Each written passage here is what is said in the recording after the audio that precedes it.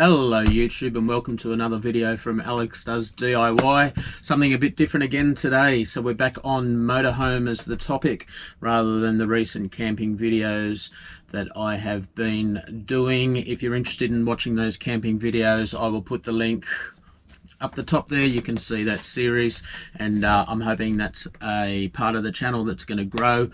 People seem to be enjoying it, and I certainly seem to be enjoying making them. Anyway, moving on. So as the topic suggests, 10 top tips from me living in a motorhome. In my particular case, my motorhome, if you've seen any of my videos, I have built myself. Originally was a school bus when I bought it, and I turned that into my home, and I've been living in this home now, this motorhome, for pretty much, you might as well say 2 years in total. Completely off grid, never plugged in anywhere, never stayed at a caravan park or a motorhome park or any of those sorts of places. So I thought I'd give you my top 10 tips to do that if you are interested in doing that yourself, what it's like to live in an off-grid motorhome by yourself.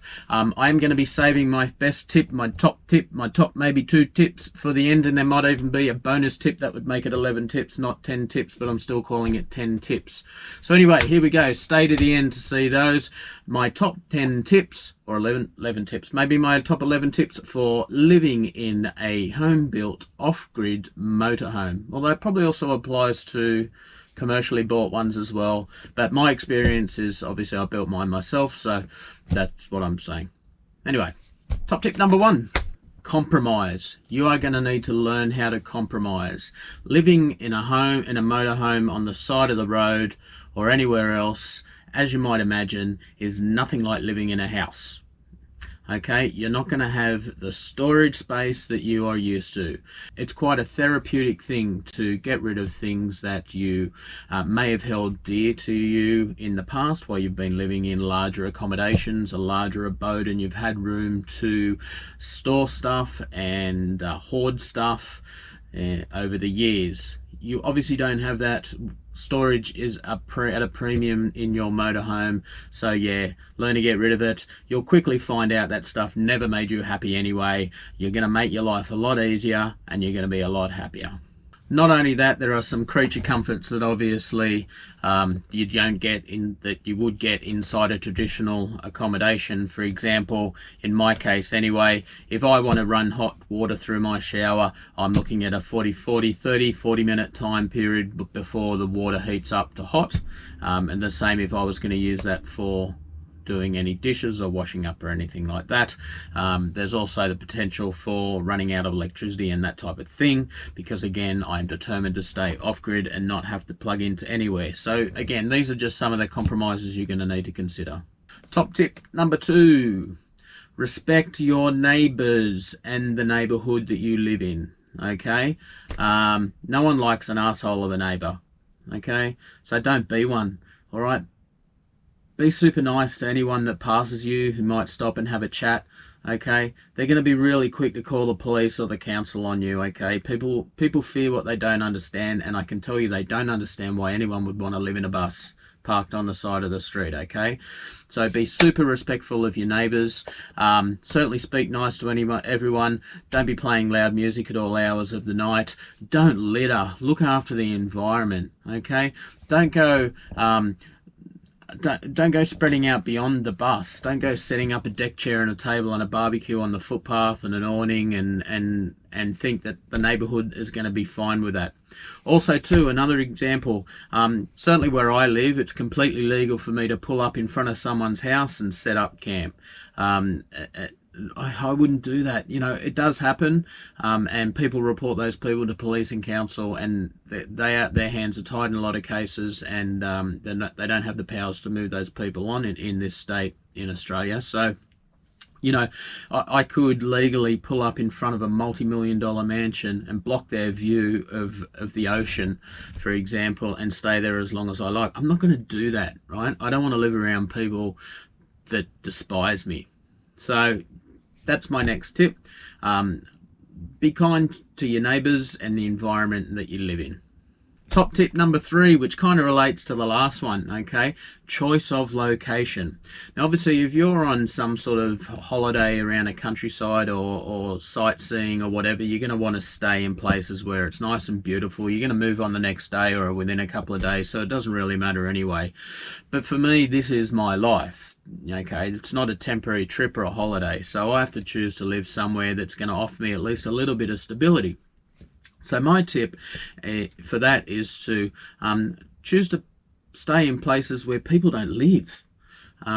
For me, I'm in a business park at the moment, and this is where I've actually stayed for the 2 years that I've been here, about 1 or 2 locations within that business park. Industrial parks or industrial neighbourhoods would be another area that would be good, obviously depending on what the area is like crime-wise and then whether you feel safe there. But I love this area, this business park that I'm in at the moment, outside the core hours of sort of probably 8 a.m. to about 5:30 p.m.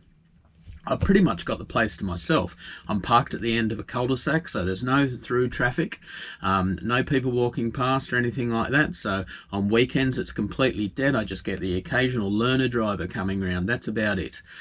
So that's another top tip from me.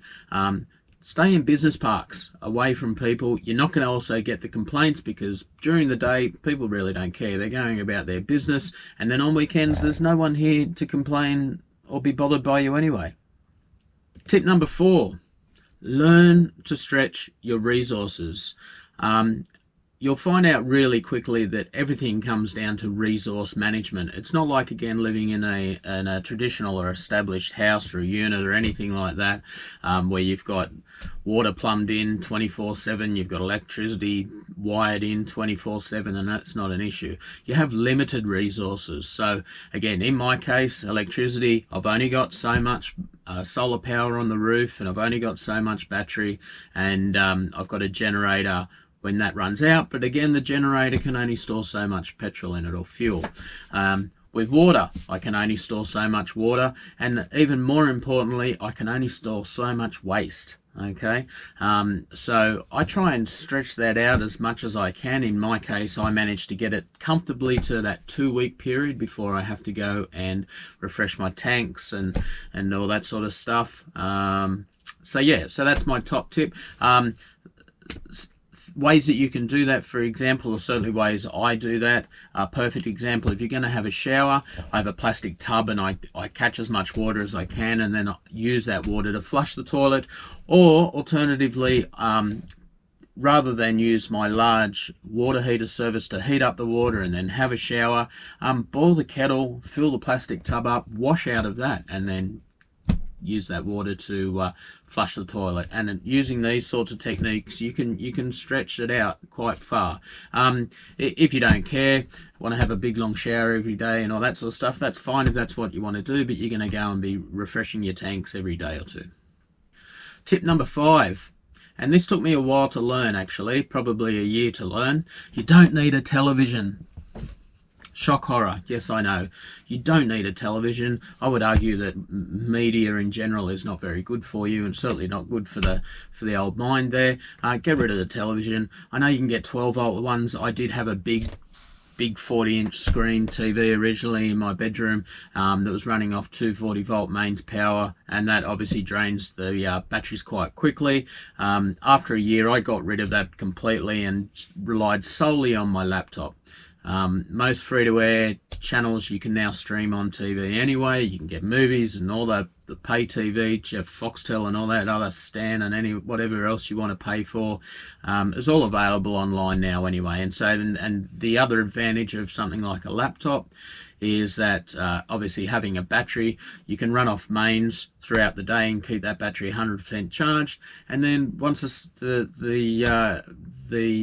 once the sun goes down, you can then switch to battery and keep that going until the battery runs flat.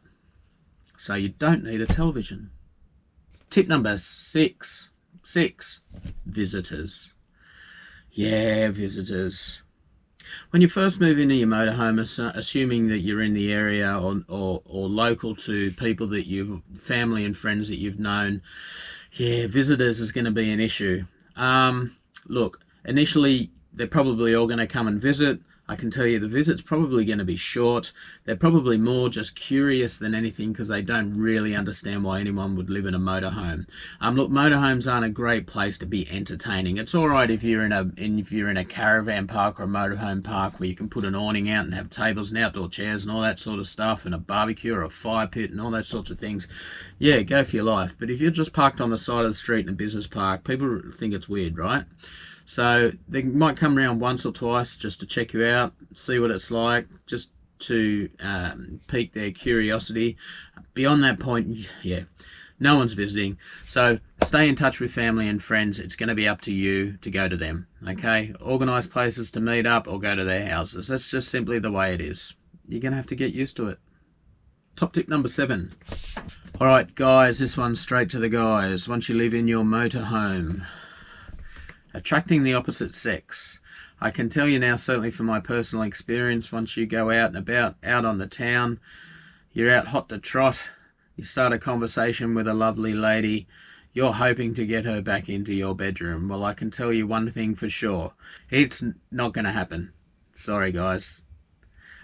Listen, once you get into a conversation with a lady at a pub or a club, or you're out and about on the town, you meet her in Bunnings, whatever, wherever it is, even at work, I can tell you she might be interested in you. You'll strike up a conversation. You tell her you live in a self-built motorhome or an off-grid motorhome parked on the side of the street. It's going to pique her interest for around about 3.5 seconds, at which point her mind's going to start considering you a serial killer, and she will start backing away slowly before turning around and running. That's just the reality of it, okay? Yeah, you might find someone who's willing to come around once just to check it out because she's interested, but unless you're living or able to sell some glamorous story of traveling around carefree, going to beautiful spots and not being tied down to a job, you might be able to attract someone that way, just from the romantic point of view, or the romance of that type of a story. But if you're just an everyday Joe going to work every day, parked on the side of the street in a bus, yeah, it's not happening. Really sorry, guys. Now for your ladies, of course, it's totally the opposite direction, okay? If you're a single lady living in a motorhome, you've got no problem. You'll have blokes knocking down your door. Top tip number 8. Get out every day. Look, your motorhome's a small place, and mine's comfortable, and I can spend plenty. I have everything here to keep me sustained. Although I was forced to stay in the bus just last week after having a COVID test. I was under isolation for 36 hours while I waited for that result to come through, which turned out to be negative, which was great. But yeah, look, it's not good for your mental health to stay locked up in such a small space like this. Find an excuse to get out every day. Go for a walk. Go to the gym. You're obviously going to work, hopefully, if that's what you're doing. But if you work or earn your money from your motorhome, then yeah, find an excuse to get outside. What I generally do, I'm about a half an hour walk away from a couple of different shopping centres or malls if you're in the States. And so I generally try and keep no more than about 1 to 2 days food in my bus at any one time, and it gives me an excuse just to go for a walk. Go to the shop, go and get some supplies and come back every day. So yeah, get outside. Top tip number 9, self-reliance. Learn to be self-reliant. I mean, this is what this lifestyle is all about. Now, unlike a house or a traditional setup where something goes wrong, you're not calling a plumber, you're not calling an electrician, you might call a mechanic, maybe. But basically, especially if you're built it yourself, you're going to know your home intrinsically, each little piece inside and out, and when it breaks, it's up to you to fix it. So yeah, have a good number of tools on board, toolkits, socket sets. I've got a fair few, but you can never have enough tools. I've got a good assortment of cordless power tools. I've still got my MIG welder on board, so I can pretty much fix almost anything. Okay, and be prepared for things to break. They do break. And have your redundancies. For example, a couple of months ago, the electric motor in my toilet broke. It was 2 weeks waiting for another one to come in the mail. So I have a 20-litre bucket there as a redundancy. That wasn't an enjoyable fortnight, but I got through it all on my own without asking for help from anyone. Totally self-reliant. So yeah, get comfortable with fixing stuff yourself, relying on yourself. Okay, it does wonders for your self-esteem. Right, now top tip number 10. This is my top tip of all tips. And there's also 11. They're kind of probably 50-50, but yeah. Okay, top tip number 10. Know the law where you are. Okay, do some research. Pick up a book, get on the internet, everything's out there. Educate yourself, because yeah, like I said before, people fear what they don't understand, and they will call police, they will call council rangers on you when they see you there. In the 2 years that I've been in this bus, I've been approached by council rangers 3 times and had the police notified once.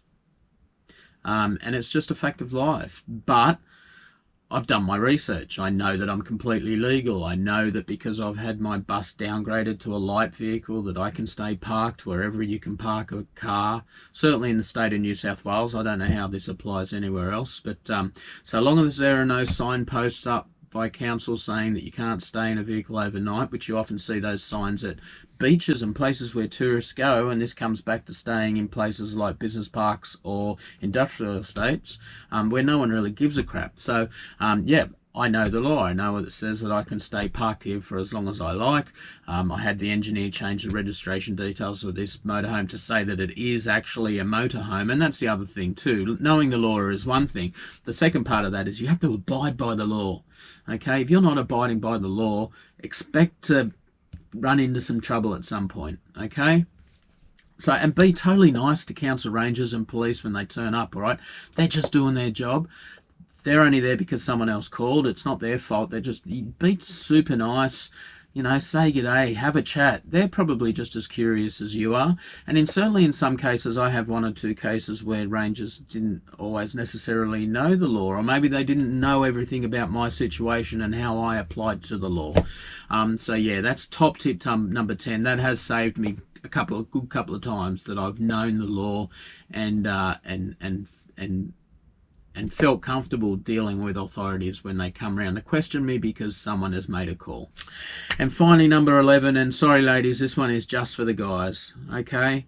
Particularly guys of my age, but it does affect all guys, any guys that would find themselves in this situation. Now, if you're chosen to live in your off-grid motorhome because, you know, of an adventurous spirit, and that's, you know, all these positive things, and it's something you want to experience and you want to travel, that's perfectly great, and that's fine.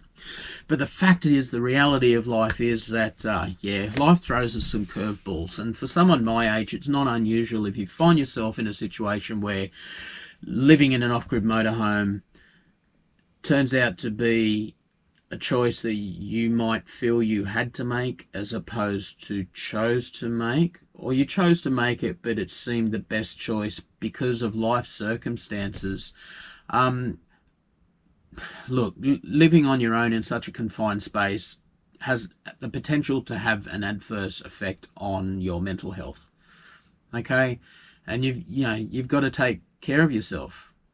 You know, try and stay in contact with family and friends as best you can. And you know, I am coming from personal experience, but there's help out there if you need it. Okay, I'll put some numbers up on the screen, and sorry to those overseas viewers, but these numbers and contact details are specific to Australia only. But it's important that you know this stuff. You know, it's completely natural and normal and expected. You're going to go through periods of time. You're living on your own. You're feeling a bit lonely. You're going to get a bit down. Shit happens in life, and it can send you on a bit of a spiral. You know, men's health is a big issue that I don't think is acknowledged or talked about enough in the public arena. I think, you know, I can tell you for a fact, you know, I mean, there's so much focus on this virus at the moment, and the number of people dying from this virus in Australia is so small compared to the number of suicides. You know, the number of suicides is many times what the virus has taken. Okay, so you need to look after yourself. There is places where you can get help if you're feeling a bit down. Okay, so you've obviously got Lifeline, Men's Line, Beyond Blue. Give them a call. I'll put the numbers up on the screen. There's probably some more as well. And if things get too far, look, call police. Call the ambos. You can call police assistance line on 131 444, or call 000. Don't think you're being silly for doing so. You're not putting anyone out. I can guarantee you they would rather hear from you than they'd rather hear from you asking for help than turn up because someone else called them.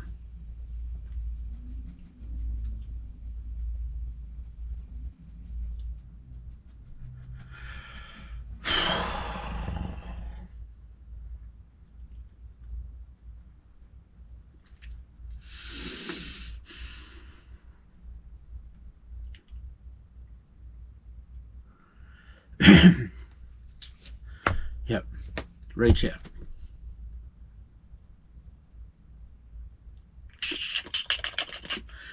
Whew.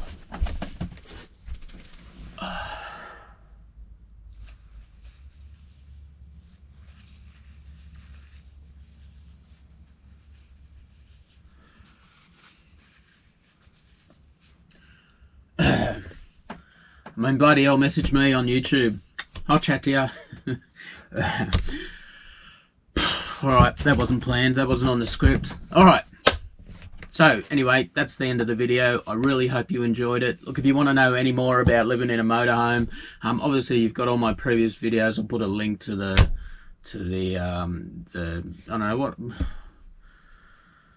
I'll put it to the set of videos just on my building, on the motorhome. They're not all there. They're not... Everything's not covered, but, you know, if you've got any questions or there's more you want to see, let me know in the comments below. And, yeah, I'll see what we can do. Cool. So anyway, hope you enjoyed it. If you're not subscribed already, please subscribe. It will, well, you don't have to, but it'd be great if you did. And give us a thumbs up. Share, and, all right, cool. Peace. Thanks for watching.